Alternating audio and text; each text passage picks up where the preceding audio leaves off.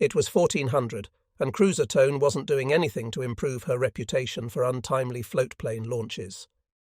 Now, some 45 minutes after Admiral Abe had ordered the second set of recon birds aloft, Tone finally managed to send up her number 3 and number 4 planes. The reason for the delay is unclear. Her number 3 aircraft, a Type 95, should have been ready to take off at short notice. It is possible that her number 4 plane was still being turned around from the morning's flight. Whether Petty Officer Amari was in command again is unclear, but it seems likely that he was. Just as with Kobayashi's earlier attack, Yamaguchi hadn't yet heard back from Tomonaga's flight. This wasn't really a cause for concern yet, as the Hikotaicho had only been gone for half an hour and would likely need another half hour to find the enemy. Sure enough, at 14:26, Lieutenant Tomonaga came on the air to order his strike planes into attack formation. A few minutes later, Hiryu intercepted a simple, suggestive order from the flight leader. Zengun Totsugeki, all forces attack. Clearly, Tomonaga's flight was about to go into battle. Almost at the same time, Haruna's number 1 aircraft announced that he was under attack by American fighters and that he suspected American carriers were in the area. Yamaguchi might have thought that this transmission marked the end of his scout plane, but, in fact, this particular aircraft would eventually make it back to Haruna. Superb airmanship allowed the pilot to escape repeated attacks. However, his observer was killed, and the Type 95 would never fly again. Had he known it, Yamaguchi had already lost another of his scout planes. Fate had finally caught up to Chikuma No. 5, which had been poking around the edges of the American formations all morning. PO-1C Takezaki's bird had worked itself all the way around to the south of TF-16, scooting in and out of cloud cover when threatened by American fighters. At 14:09, however, Takezaki had been caught dead to rights by a pair of wildcats. A single pass was all it took to shoot the E-13A1 to pieces. As the American fighters turned for a second run, the float plane exploded. One of the crew members was seen to bail out just before the detonation, but there would be no survivors from this encounter. Back on the home front, Yamaguchi was having his own problems with scout aircraft, both his own and those of the American variety. First, at 13:55, Nagumo received a transmission from one of Haruna's planes, which one we do not know, stating, at 12:40 the enemy was in position bearing about 90 degrees to port. It is composed of 5 large cruisers and 5 carriers. The latter were burning. However, Nagumo apparently retained some skepticism about the report, placing a question mark alongside the number 5 in his war diary. His next sighting of the enemy, however, was more concrete. At 14:20, Chikuma suddenly laid smoke and began blazing away at what it thought was a pair of American aircraft. Her sister ship Tone followed suit 10 minutes later, and Hiryu's Cap fighters quickly made tracks toward the intruders. The enemy interlopers beat a hasty retreat shortly thereafter. As it developed, the intruders were from Yorktown. It will be recalled that several hours earlier, at 11:30, she had sent up 10 SPD scouts from VS-5. Their mission was to follow up on the success of the morning's dive bomber attacks and determine if any other Japanese carriers were still lurking in the area. One of these sections, led by Lieutenant Sam Adams, had pushed its flight to the limit, further even than his original orders had called for. At 14:30, on the return leg, Lieutenant Adams's persistence was rewarded when he spotted wakes. Thus, even as Tomonaga was preparing to attack Yorktown, the curtain on Hiryu's temporary immunity was being wrung down. Lieutenant Adams had promptly gotten off a plain-language spotting report that placed the lone Japanese carrier bearing 279 degrees and some 110 miles from his point of origin, i.e. Yorktown's 11:30 launch position, at 31:15 N, 179.05 W. His navigation was a little off. He placed Hiryu 38 miles westerly of where she actually was, but his was one of the better American spotting reports of the day. Adams correctly noted that the Japanese were operating in 2 groups, with the carrier in one, and a surface group in advance of it. As it happened, Adams spied Kido Butai when Nagumo's force was still in the lead of Yamaguchi's carrier. With Adams's sighting, the fruits of Yamaguchi's decision to press northeast were beginning to be harvested. Had Kido Butai turned northwest immediately after launching Tomonaga at 1330, Hiryu would have been almost 35 miles further west by 1430. This would have made Adams's detection almost impossible. The American SBDs had been at the limits of their range as it was. Shortly after Adams's retreat, the two Japanese forces were reintegrated.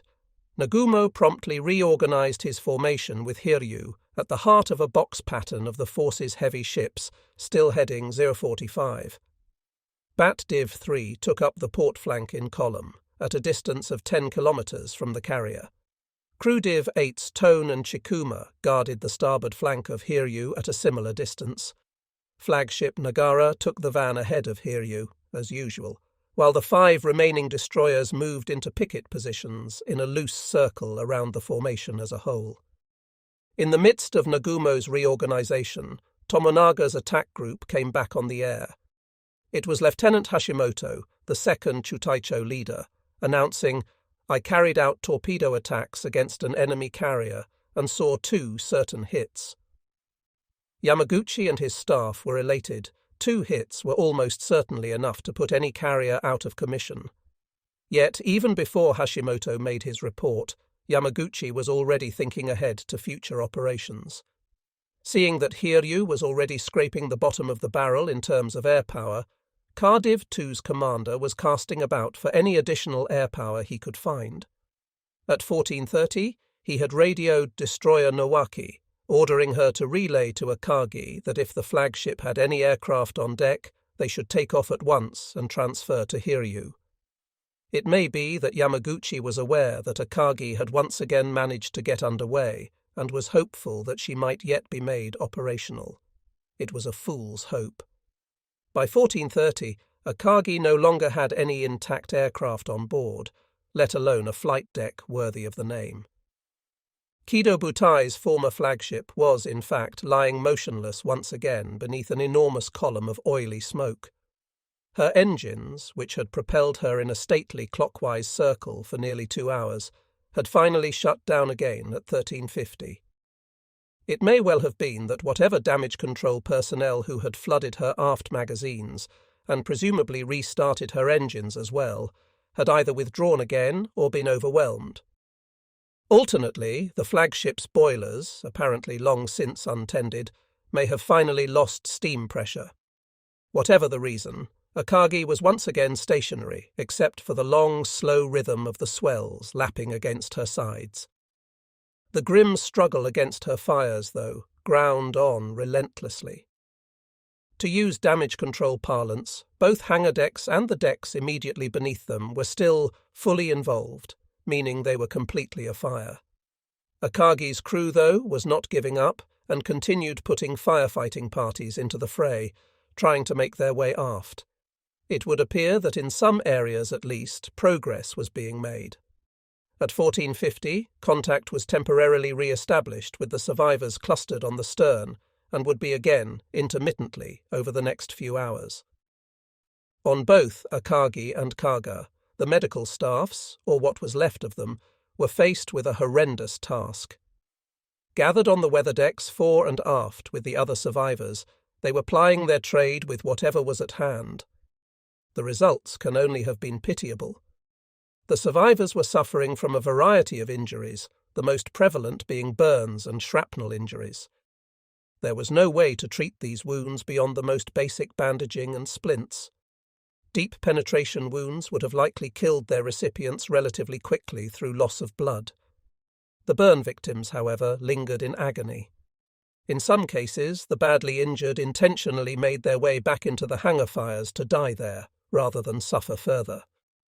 As the day wore on, the initial patient load was steadily augmented by wounded firefighters bearing similar wounds. However, there were new types of cases as well: smoke inhalation, heat exhaustion, and heat stroke. Smoke inhalation would have been very common within the closed spaces of the carrier as men battled the blazes. Combustion of plastics, wool, silk, nylon, rubber, and paper can all lead to the production of cyanide gas, and all of these materials were certainly present. Damage Control Officer Kunisada noted that on board Kaga, the oil-based paints on the bulkheads had burned, releasing thick, toxic fumes. Such conditions were ubiquitous. In many cases, men would have simply passed out, never to awaken again. For those men who staggered or were dragged to safety, there was little relief. Effective treatments for smoke inhalation include administering humidified oxygen, as well as the introduction of fluids, either orally or intravenously. For heat exhaustion and heat stroke, administering fluids and, in extreme cases, wrapping the patient in wet towels to reduce body temperature were both required. None of these remedies, of course, were feasible on the anchor deck of a burning warship. For the rest of the crews, fatigue and thirst were taking their toll. Spirit of Bushido or no, the men were exhausted. The deck crews had been awake since about 02:30, in combat from 0600 on, and fighting fires since 10:30. There was no ready access to food or drinking water on the burning warships. The firefighting was being done with seawater, of course. As a result, by the mid-afternoon, the men were beginning to fail physically, making them torpid.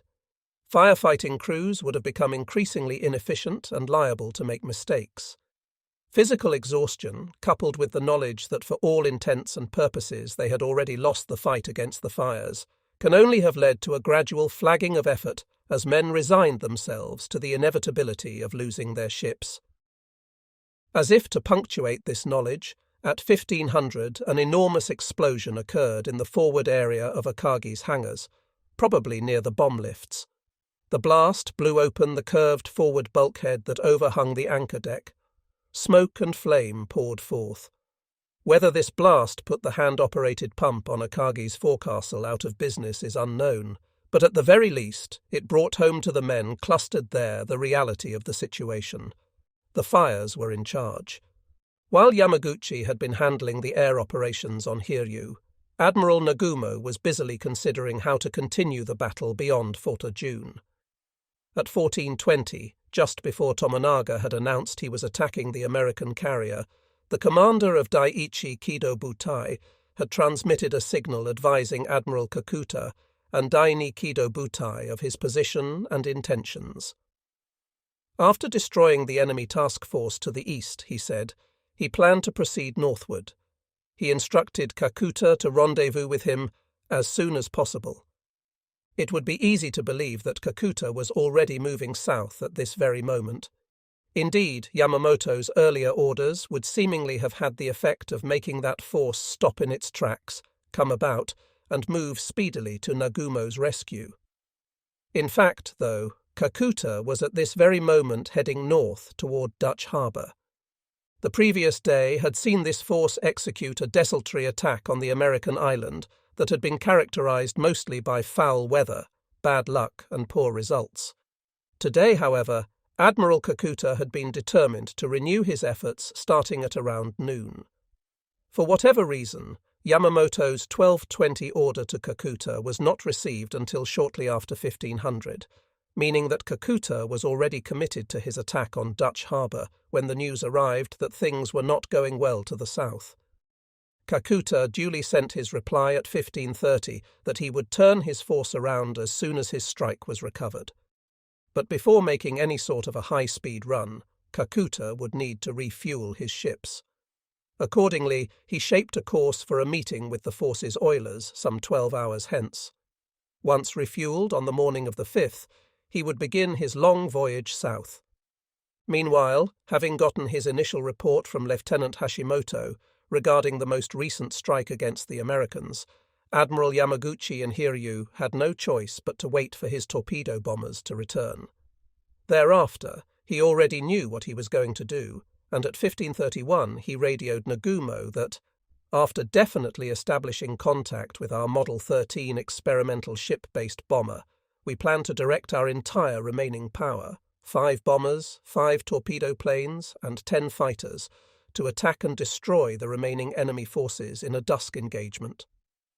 Yamaguchi went on to elaborate a minute later on the earlier results of Kobayashi's earlier strike, which he claimed were 5 direct hits against an Enterprise-class carrier with Dawasama 25 semi-armor-piercing bombs, causing her to break out with big fires. The above carrier and 5 large cruisers were the only ships sighted at the time of the attack, but according to reports from our Type 13 experimental ship-based bomber, there are 2 additional carriers about 10 miles away. The second attack wave took off at 13:20, and the third, 6 ship-based bombers and 9 ship-based fighters, are at present preparing to take off. Thus, Yamaguchi was committing himself and Hiryu to yet another strike without understanding the real results of Tomonaga's effort. At 15:20, Tone's No. 4 plane reported on the enemy force he was scouting, describing it as having 6 cruisers as its nucleus, accompanied by 6 destroyers, and preceded at a distance of 20 miles by a single carrier. Again, it is difficult to explain what Tone No. 4 and Amari thought they were seeing at this juncture, given that carriers do not typically sail unescorted by themselves. The only possible explanation is that Tone No. 4, ducking in and out of clouds, was not seeing the entire picture. Admiral Abe came on the air himself at 15:35 to inform Admiral Nagumo that his No. 5 aircraft had also sighted the enemy force earlier in a position bearing 114 degrees, distance 110 miles from us at 15:30. Shortly thereafter, Chikuma's No. 4 plane announced that he had come up empty on his search line and was therefore returning home. Having now a fairly good sense as to where the enemy lay, this wasn't particularly shocking news. With the Americans pinned down, Abe was determined to maintain contact with them. At 15:37, he radioed Chikuma to send up a replacement to relieve her No. 5 plane, which had been aloft since 09:38. Chikuma No. 5 had not reported in some time, and the cruiser radioed it at 15:40. No reply was heard, of course. Chikuma No. 5 and its crew were already dead. Nagumo was concerned by these sighting reports. The range to the Americans was still apparently opening, and his goal of bringing them to bay in a surface fight was looking more and more unlikely. As a result, Nagumo decided to change his tactics. Kido Butai would withdraw temporarily to the northwest as soon as Tomonaga's strike was recovered. He would then attempt a final airstrike at dusk, followed by a return movement to the east with his surface forces after darkness had finally fallen. At 15:40, Hiryu began landing Lieutenant Tomonaga's survivors. Nagumo and Yamaguchi must have observed the proceedings with a definite air of grimness. As expected, Tomonaga was not among the returning aircraft. That was no surprise. Worse, only 9 of Tomonaga's 16 aircraft were returning 4 Zeros and 5 Type 97s. Of these, 2 Kank and 3 Zeros were shot up beyond repair. The details of the mission were soon known to Yamaguchi and his staff. Tomonaga's strike, like Kobayashi's, had started out uneventfully enough. After forming up, Tomonaga's formation had climbed to 13,500 feet, 4,000 meters, and set out eastward. Finding the Americans had been surprisingly easy.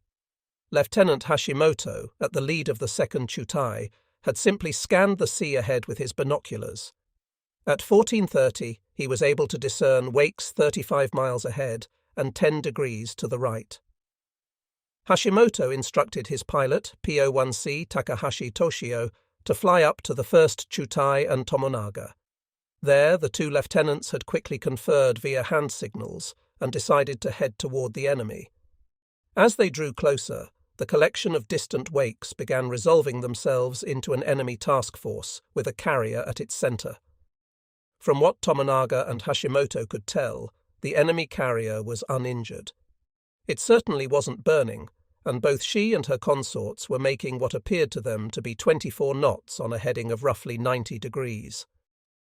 Hashimoto and Tomonaga justifiably assumed that this was indeed an undamaged enemy worthy of their attentions. What the 2 flight leaders could not know was that this carrier was, in reality, Kobayashi's earlier victim, Yorktown. Though Hiryu's Kanbaku had left her burning and largely without power, American damage control had been superb. Her radar had been repaired, and by 1400 her fires were out. More important, by 1430 she had brought enough of her boilers back online to work back up to 19 knots, not exactly speedy, but hardly a sitting duck either. It was a good thing Yorktown was able to move, because at 1355 her radar picked up Tomonaga's incoming flight. Even before the raid warning had come in, her deck crewmen were already readying her Wildcats, led by the redoubtable Jimmy Thatch, to reinforce the KP. Her low speed was going to make taking off a bit trickier, but nobody doubted that they had any real choice except to try.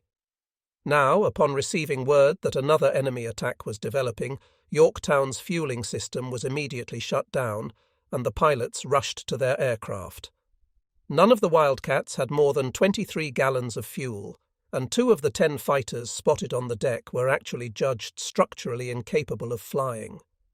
6 more Grummons were already overhead, and 4 of these were vectored toward the attack.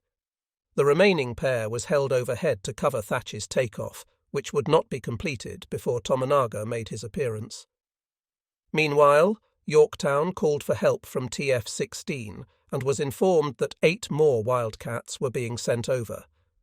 As it stood, the Japanese overtook Yorktown from the carrier's port quarter. Tomonaga began letting down from 4,000 meters in a shallow glide to gain speed. He then split his formation, ordering Hashimoto's second Chutai to sweep ahead of the north edge of the enemy fleet and then work around to the carrier's starboard bow. Meanwhile, Tomonaga would lead the first Chutai against her port beam. The escort fighters also split, with Lieutenant Mori's 2-plane Shotai sticking with Hashimoto, while W.O. Minagishi's pair went with Tomonaga. Yamamoto Akira's Kaga Shotai split the difference between the 2 Kank groups. At 1434, Tomonaga radioed his force to attack. The Japanese began shedding altitude rapidly. Thus far, they hadn't encountered any enemy fighters, but at 1438, just as Tomonaga was passing through 4,000 feet, his Chutai was jumped by a pair of Grummons. They singled out one of the trailing Kank, probably either W.O. Bayashi Yukio or CA-1C Suzuki Takeshi's aircraft, and sent it spinning into the water. Fortunately, Minagishi's pair of Zeros interceded before the Wildcats could inflict any further damage. A brief, violent combat ensued, during which both American fighters were picked off. Breaking out of a cloud bank, Tomonaga and his men could clearly see the American carrier ahead of them, still some 10 miles away. She was turning away from them and onto a southeast heading, not only to avoid her onrushing attackers, but also to launch the fighters that could be seen on her deck. Around her, the American cruisers and destroyers were closed up in a tight ring about 3,000 meters across. At 1440, Tomonaga repeated his earlier message to Hashimoto, telling the second Chutai to attack from the left as he took his 4 remaining planes in. The first Chutai closed quickly on the target. They were now at a very low level, 200 feet or less, and racing in at nearly 200 knots, a speed that would have made any Devastator pilot green with envy. However, as the first Chutai came within 6 miles of the formation, the American escorts cut loose with everything at their disposal. Flashing strings of tracers reached out their deadly fingers to meet the Japanese pilots, while all around them mushroomed the black puffs of exploding heavy shells. Resolutely, Tomonaga drove his men through a gap between heavy cruiser Pensacola and the destroyer Russell. Bursting into the inner ring, though, he discovered Yorktown had presented her stern to him. Tomonaga, realizing that this would present him with an unfavorable target angle, split his forces again. He sent 2 aircraft to the left so as to work their way around the carrier's port side and gain her bow, while he led his own wingman around the carrier's starboard quarter to attempt to come up her other flank. If successful, they would catch Yorktown between the hammer and tongs. It was at this juncture, though, that things began rapidly falling apart for Hiryu's Hikotaiko, as the newly launched American fighters quickly made their presence known. Tomonaga was their first target, the victim of the most famous American fighter pilot of 4th June, Jimmy Thatch. Appearing out of nowhere, the American ace made a flat run on the Hikutaicho's right side, holing his plane badly and setting it afire. In a stunning display of airmanship, though, Tomonaga was able to keep his blazing kank straight and level, and delivered a textbook torpedo drop on Yorktown's starboard quarter. As soon as the fish was away, Tomonaga's left wing buckled, sending Hiryu's leader slamming into the water close astern. His torpedo missed. Tomonaga's wingman managed to escape his leader's fate, at least for the time being. Dropping his torpedo near Tomonaga's, he turned to fly up Yorktown's starboard side. His fish, too, missed the target. Flying low, the kank continued on through the American formation, broke back out through the screen, and headed away to the south. Shortly thereafter, though, he ran into a trio of Grummons coming up from TF-16 and was quickly shot down. Meanwhile, the pair of kank that Tomonaga had sent around Yorktown's port side had also run into trouble. The first of these had made a beeline up Yorktown's flank, intending to round on her port bow and make his drop then. In the process, the pilot flew almost entirely through the formation and back to the ring of destroyers in front of Yorktown. Here, though, he had found another Grumman coming at him head-on, firing. Damaged, the kank jettisoned its fish and turned for a suicide run against the carrier. But the Wildcat, piloted by Lieutenant Bill Leonard, stuck to his tail, firing from below and setting the torpedo plane on fire. In the end, Leonard brought the kank down, crashing it off Yorktown's port bow. His companion met a similar fate. Another of Yorktown's Wildcats had braved the storm of anti-aircraft fire from his own ships and attacked the Nakajima from directly behind. It wasn't enough to prevent the Japanese aviator from dropping his fish, nor passing close enough to the American ship that her startled sailors were able to see the plane's rear gunner stand up and shake his fist at them. It was a last gesture of defiance, though, as the kank exploded almost instantly thereafter, its fuel tanks detonated by either the Grumman's bullets or Yorktown's own flak. Its fish, too, missed. Thus, Tomonaga's first Chutai had been wiped out without inflicting any damage on the American carrier. Hashimoto's second Chutai, though, fared differently. They were headed in a V toward the gap between heavy cruiser Portland and the destroyer Balch. Hashimoto took his men down to the deck and roared into the American formation. The anti-aircraft fire that came back at him was stunning in its magnitude and variety. Everything from machine guns to 5-inch flak was hurtling past him.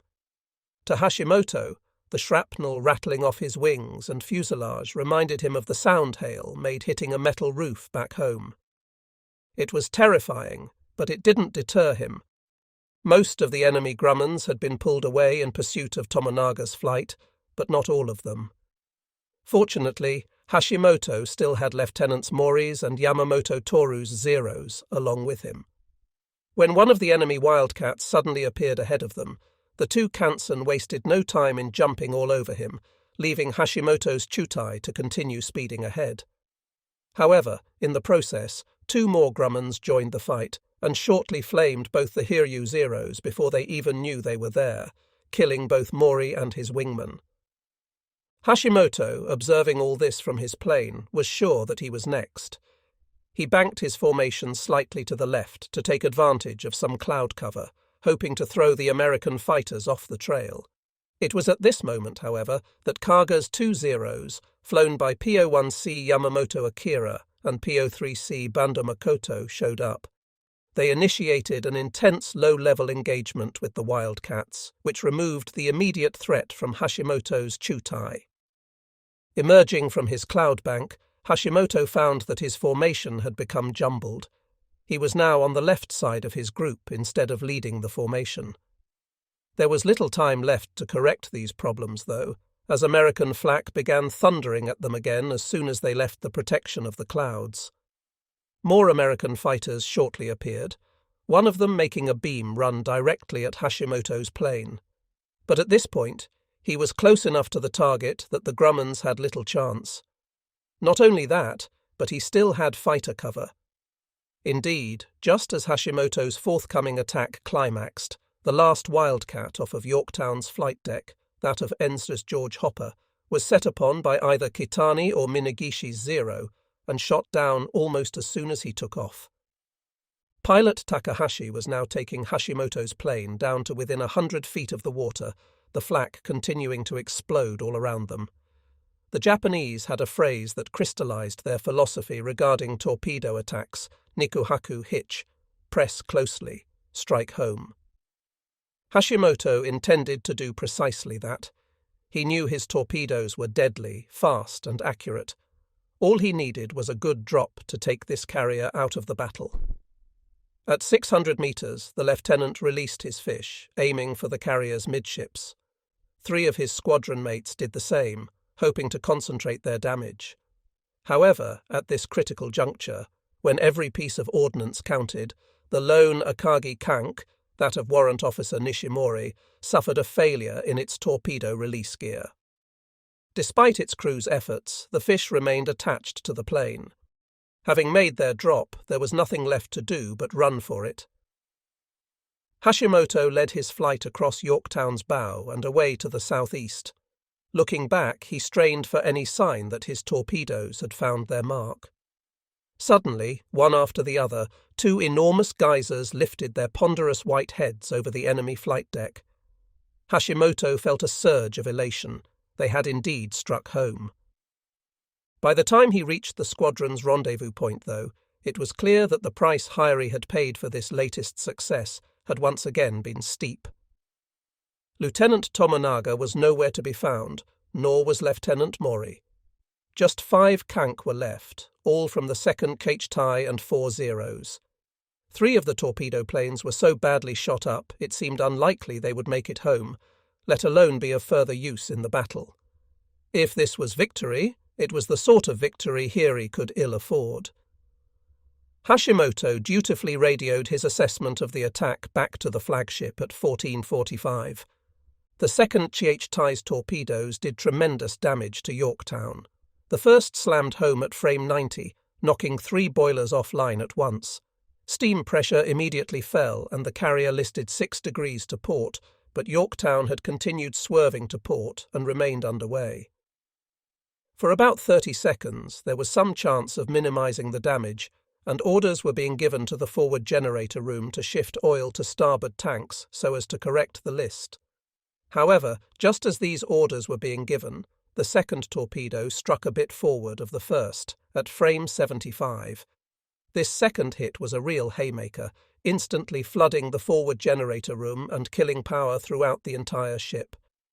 Though the ship's emergency generator did kick in, an unlucky short circuit took it offline immediately. Since Yorktown was already turning, this loss of power jammed her helm 15 degrees to port. The big carrier rapidly coasted to a stop and began heeling further to port as water poured into her hull. The 2nd hit had damaged her forward pumps as well, making counter-flooding impossible. As a result, Yorktown's list grew worse, to the point where just standing on the flight deck became difficult. Within 17 minutes, her list reached 23 degrees. Yorktown's skipper, Captain Elliot Buckmaster, was rightly concerned that she would capsize, which would inevitably lead to a heavy loss of life among his crew, particularly those still below decks at their battle stations. To prevent such a catastrophe, Buckmaster reluctantly began ordering his crew over the side at about 1500.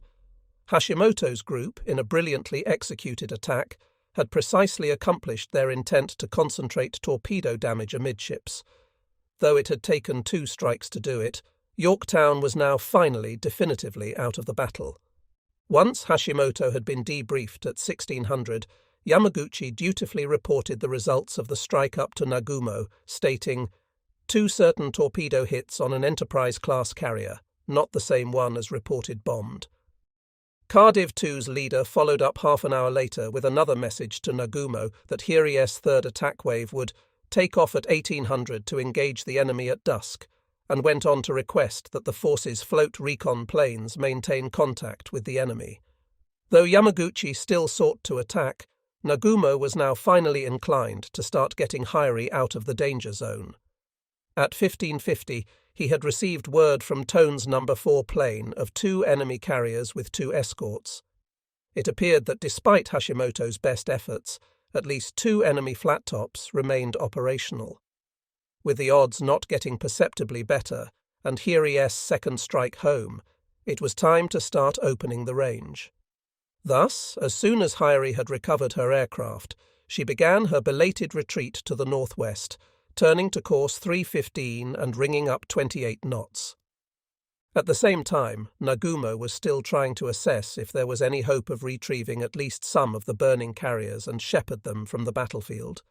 To that effect, he sent a message to the commander of Destroyer Division, Desdiv 4, at 1600, that he should make every effort to escort the damaged vessels and retire to the northwest. However, by this time, neither Akagi, Kaga, nor SRI had been mobile for the better part of 3 hours, Kaga having been the last to lose power. For its part, Desdiv 4 remained silent, perhaps unwilling to dispel the Admiral's hopes in the matter. The 3 towering smoke columns still visible on the horizon behind Nagara ought to have been testament enough as to the reality of the situation.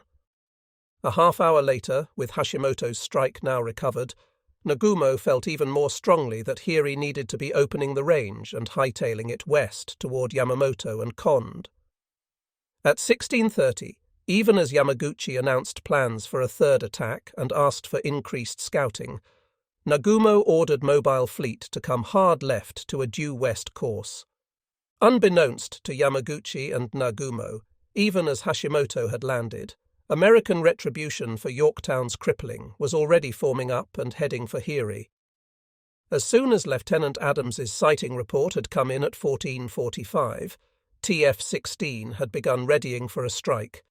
Enterprise immediately began spotting a composite dive bomber group composed of both her own aircraft and those of Yorktown. All told, there were 15 aircraft from Yorktown's Bombing 3, joined by 7 aircraft from Scouting 6 and 4 from Bombing 6.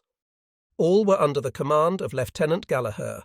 At 15:25, the Big E turned into the wind and began launching.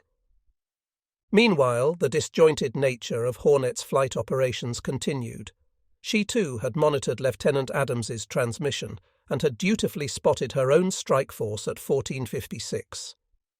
However, not having received any orders from Enterprise, TF-16's flagship, with regards to an impending strike, Hornet had broken her spot at about 15:10 to recover her VB-8 SBDs that had previously landed on Midway, as well as 7 KP fighters. The result was that when Enterprise signalled at 15:17 that she would begin launching at 15:30, Hornet's captain Mark Mitcher was caught flat-footed. Hurriedly respotting the deck, Hornet managed to put up 16 SBDs under the command of Lieutenant Edgar E. Stebbins by 1600. At that point, though, Enterprise's aircraft were already heading out to the target. Hornet therefore cut her launch short, sending Stebbins chasing after the Enterprise strike. Several of Hornet's SBDs, despite being warmed up and ready to go, were left sitting in the hangar, much to the disgust of their aviators. Thus, once again, the Americans had squandered an opportunity to put together a coordinated multi-carrier strike. In the end, though, none of the confusion on board Hornet detracted from the material point that at this stage of the battle, both of TF-16's carriers individually possessed sufficient force to overwhelm Hiri's feeble remaining defences. This phase of the battle was also a busy one for the Japanese scouting planes, which were continuing to send back information on American fleet movements. At 15:45, Tone No. 3 sighted what appears to be 6 enemy cruisers in position bearing 94 degrees, distance 117 miles from my takeoff point. Enemy is on course 120 degrees, speed 24 knots. This was followed just 5 minutes later by a new report from Tone No. 4, advising that the enemy fleet contained 2 carriers, accompanied by destroyers, clearly a reference to TF-16. Crewdiv 8's 2 ships were busily supporting these efforts. Chikuma was in the process of getting ready to launch yet another follow-up scouting mission with her No. 2 aircraft, a Type 95, which went up at 16:06. For their part, the American Cap fighters were putting the heat on the Japanese recon birds, aided by their carriers' radars. At 16:10, the hard-worked Tone No. 4 had reported that he was being pursued by American fighters and was homeward bound. Indeed, a section of Yorktown's Grummons attacked both of Tone's Nosev 3 and 4 planes at this time. Tone No. 4 managed to scoot into cloud cover and make her way out of the area, partly because the Wildcats chasing Amari suffered from jamming guns and low ammunition. Tone No. 3, however, was not so lucky, being downed at 16:33. Once again, there were no survivors. In the meantime, Kid Butai's reconnaissance efforts were again being augmented by yet more captured American aviators. A little after 16:30, after having turned west, Nagara spotted a mysterious red object in the water and apparently jogged northward to investigate it. It turned out to be a life raft, from which destroyer Makigumo shortly rescued 2 flyers from scouting 6Ns. Frank W. O'Flaherty and his gunner, AMM-2C Bruno P. Guido. After bombing Kaga earlier in the morning, Flaherty had exited the battle area to the northeast with Ware's section, but had run out of gas on the return home. It was their misfortune to be spotted after Hyries' westward turn. Though initially treated well, they were predictably subjected to a threatening interrogation. The two yielded accurate details concerning Midway, but nothing of value on the American carriers. Like Ensign Osmus before them, these prisoners were eventually executed. By 16:55, Admiral Abe in Tone felt that he had a good enough sense of the enemy's composition to send Nagumo a surprisingly accurate appraisal of the latest spotting intelligence. He reported that by coordinating various reports, the large enemy force is apparently composed of 2 carriers and 6 large cruisers accompanied by about 8 destroyers. 2 float Recco planes have been sent to obtain more intelligence.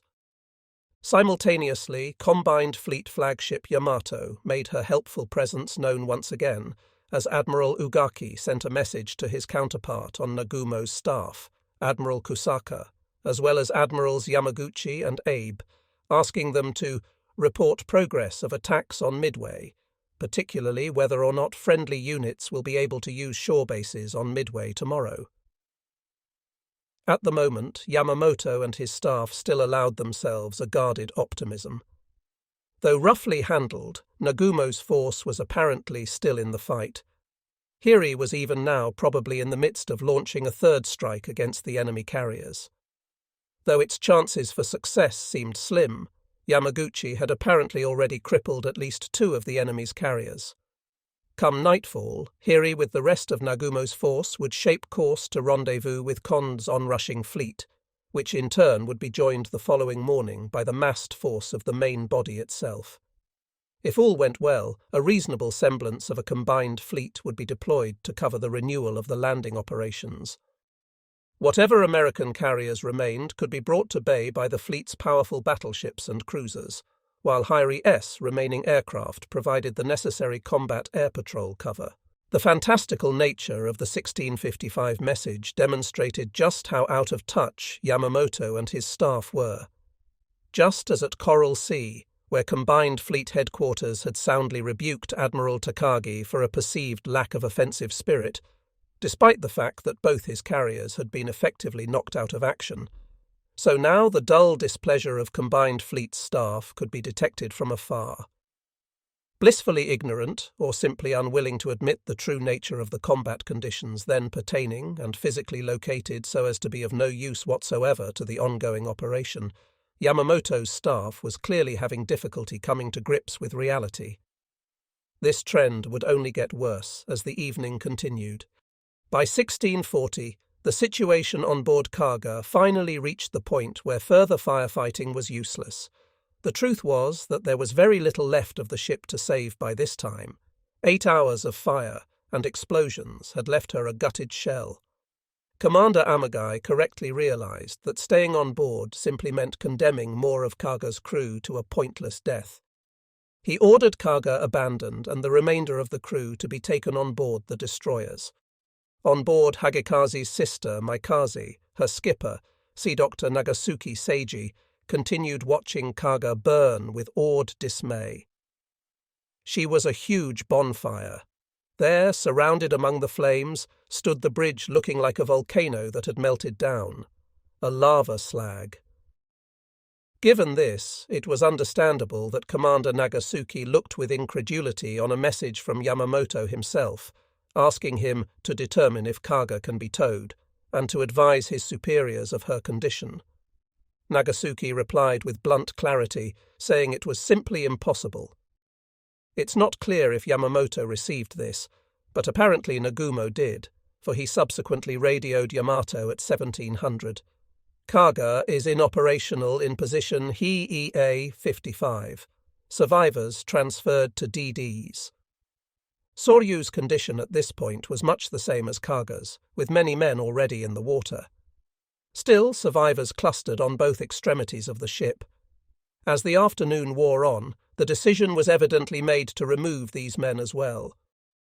Soryu's destroyers, which had apparently been hanging off a good distance from the stricken vessel during this phase of the battle, now began their recovery operations in earnest again.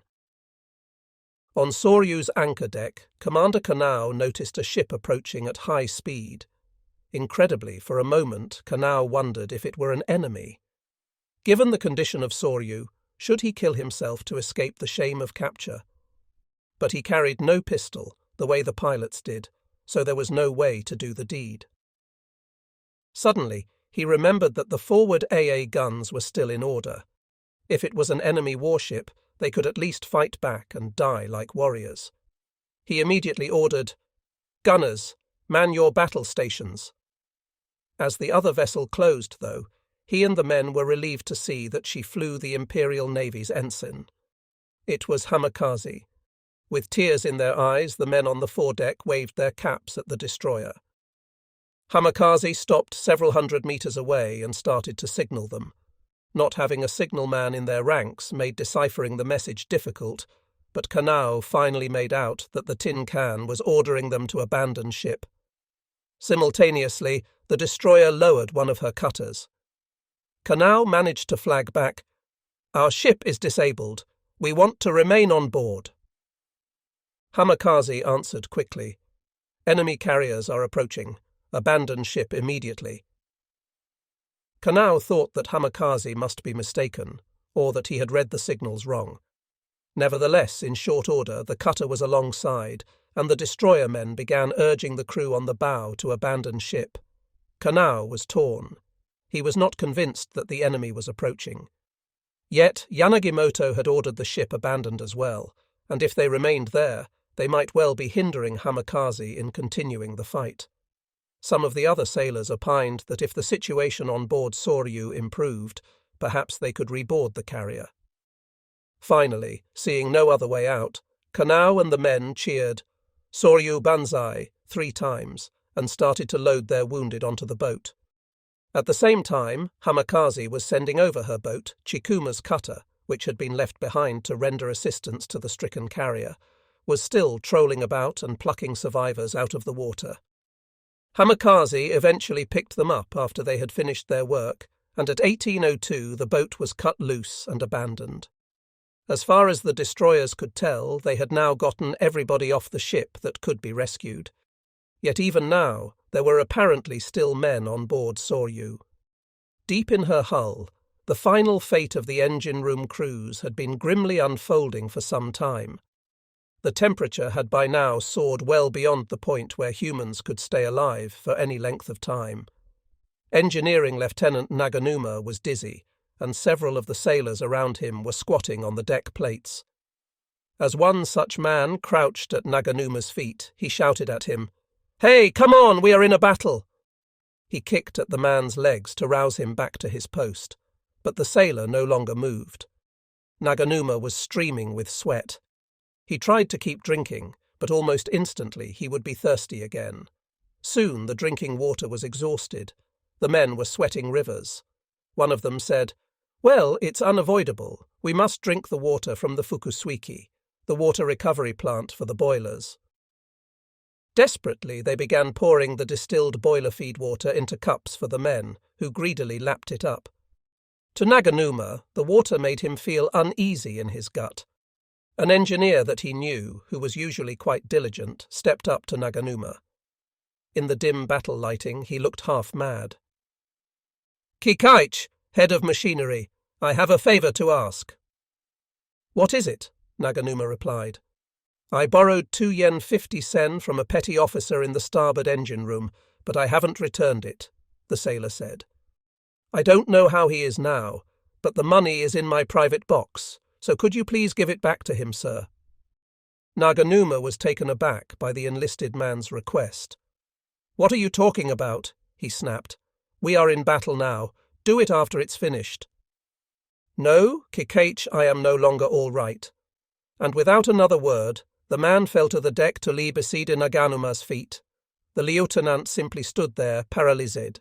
It was clear that, distilled water or not, the conditions in the engine rooms were going to kill them all, as the temperature literally headed for the boiling point. Many of the men were already dead or dying from the appalling heat and smoke. But what was there to do?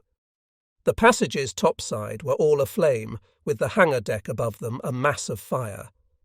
Finally, someone spoke up. "Hey, let's go through the double hull."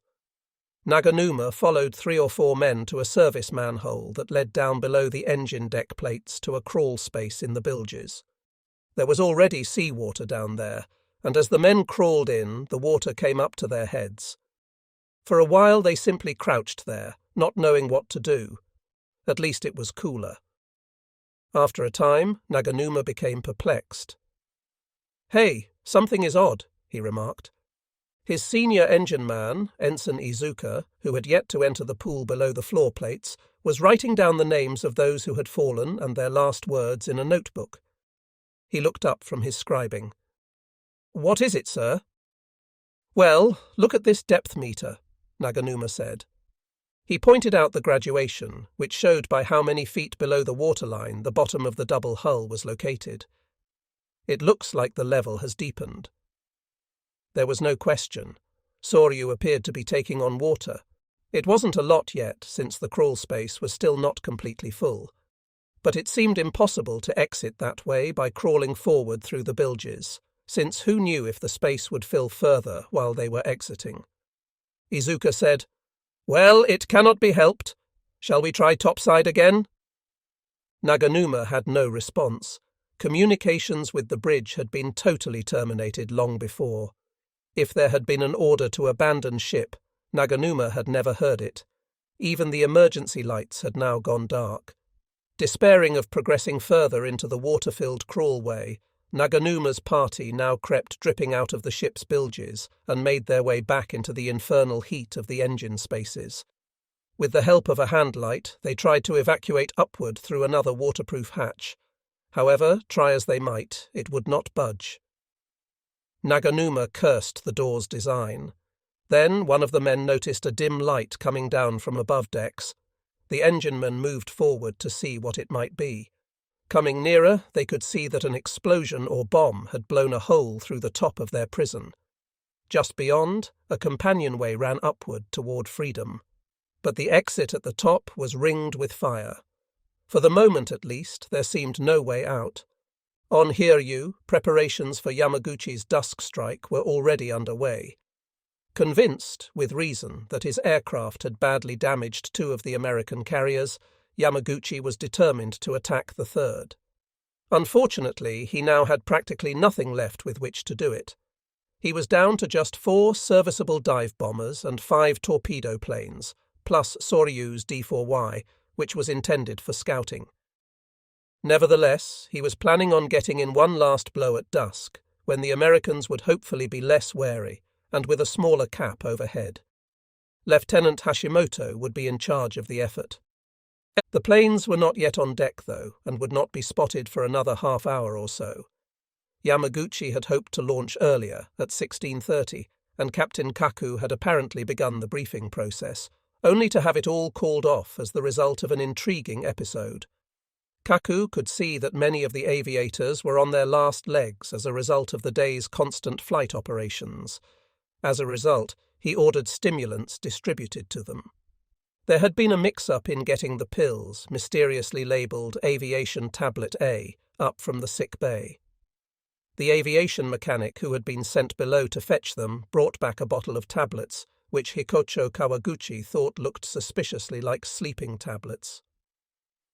Captain Kaku thereupon flew into a towering rage at the unlucky mechanic. A quick call down to the infirmary confirmed that Aviation Tablet A was indeed correct. But the incident demonstrated that everyone's nerves were frayed, not least the captain's. Yamaguchi thereupon decided to push things back 90 minutes and use the lull to feed Hiryu's crew. None of the aviators had even had lunch yet. The strike leader, Lieutenant Hashimoto, was too tired to eat. He simply went back down to the ready room and fell asleep on one of the brown leather couches. Overhead circled 13 Zeros, the majority having just been launched at 1627, a composite group of 7 Soryu and Kaga planes, led by Kaga's Let Izuka Masao.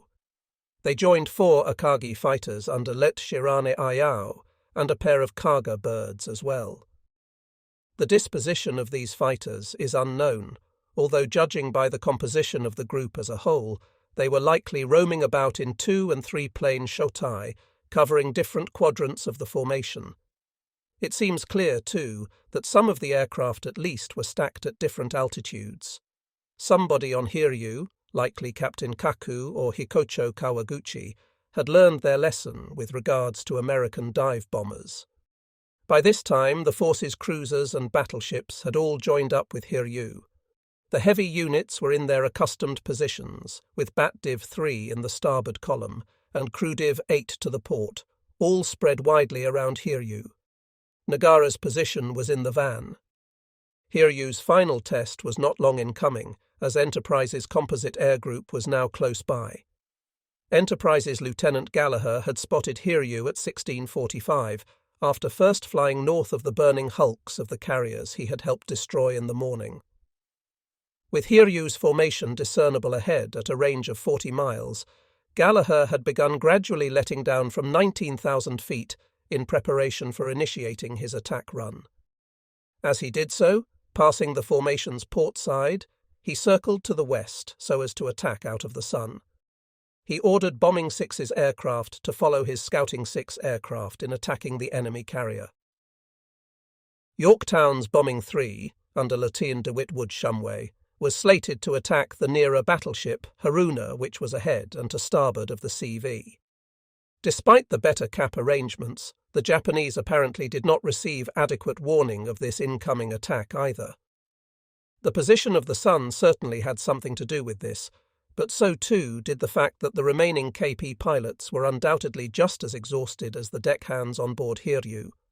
So it was that Admiral Yamaguchi's flagship did not notice the enemy aircraft over her until 1701, 3 minutes after Gallagher had begun a shallow descent to his pushover point.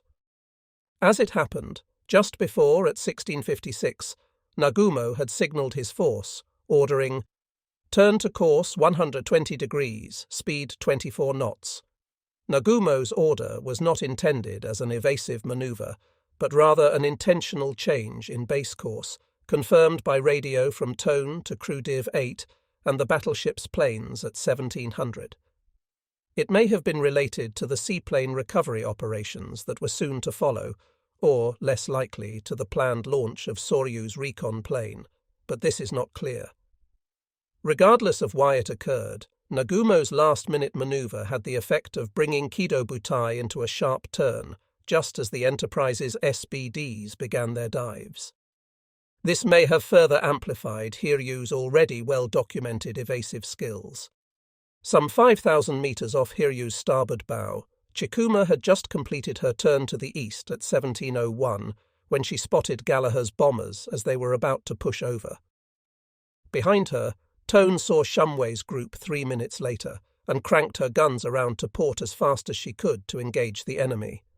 But once again, the heavy units that might have been able to contribute some volume of fire to Hiryu's defence were too far away to really do anything meaningful. For her part, as soon as the Dauntlesses were sighted, Hiryu immediately began putting up anti-aircraft fire. Simultaneously, Captain Kaku ordered his speedy carrier to continue her hard port turn, bringing her bow around into his assailants. This forced the Americans into steeper dives to compensate for Hiryu scooting out of sight beneath their engine cowlings. The combination of heavy anti-aircraft fire and a very speedy ship made this the toughest target the Americans had faced all day. The fact, too, that Hiryu's cap was at altitude meant that they could also make their presence known. The Zeros slashed frantically at the attacking SBDs, knowing full well that it was now do or die. If Hiryu was taken down, they would have no place to land and no hope left in the battle. The American pilots were amazed to see Zeros following them all the way down, performing acrobatic maneuvers worthy of an air show in their attempts to deflect this final attack. 2 SBDs were hit in their dives and slanted into the water. It would seem that Captain Kaku's radical turn, as well as the efforts of fighter leaders Shirane and Izuka, did at least some good. The first few bombs from Gallagher's section missed their target. Not surprisingly for a composite air group composed of aviators from 2 carriers, the American attack suffered from a lack of coordination. To the westward, Yorktown's aircraft were already on their way toward Haruna, but the pilots could clearly see the large white columns of misses erupting around the elusive Hiryu. Upon seeing this, Lieutenant Shumway's section, followed by all but the last of the Yorktown sections designated for Haruna, made a snap decision to attack Hiryu instead. Or at least that is what Shumway subsequently claimed in his report. However, the near-simultaneous timing of his section's attack suggests that he had made the bold, if somewhat subversive decision to disregard Gallagher's earlier assignments well before observing the results of his superior's attack. In the process, however, Shumway's group passed directly in front of Lieutenant Dick Best's VB-6 aircraft, who were just beginning their own dives. For the second time this day, Best was left with no choice but to reef his men back upward again. Unfortunately, not only did this spoil their initial attack run, but it had the effect of stringing them out in the face of Hiryu's Zeros. In an instant, Best's wingman, Ensign Fred Weber, was shot out of the air and killed. As soon as Yorktown's aircraft were out of the way, Best lost no time pushing over again with his remaining 3 aircraft. Hiryu was now on the receiving end of an attack much like Kaga's. She was committed to her left-hand evasive turn and had too many enemies overhead and too little anti-aircraft fire to deal with them. Her Zeros, though valiant, were outnumbered by the SBDs. And with deadeyes like Dick Best interspersed throughout the 3 distinct packs now hurtling downward on her, the final results were likewise all but inevitable. The first hit was probably delivered by Shumway himself and was followed in quick succession by 3 more. All of them were 1,000-pounders, and all landed on the forward third of the flight deck. This is particularly intriguing in light of the fact that several of the American aviators commented afterward that they had used Hiryu's Hinomaru as a convenient aiming point. The results could hardly have been more appalling for the Japanese.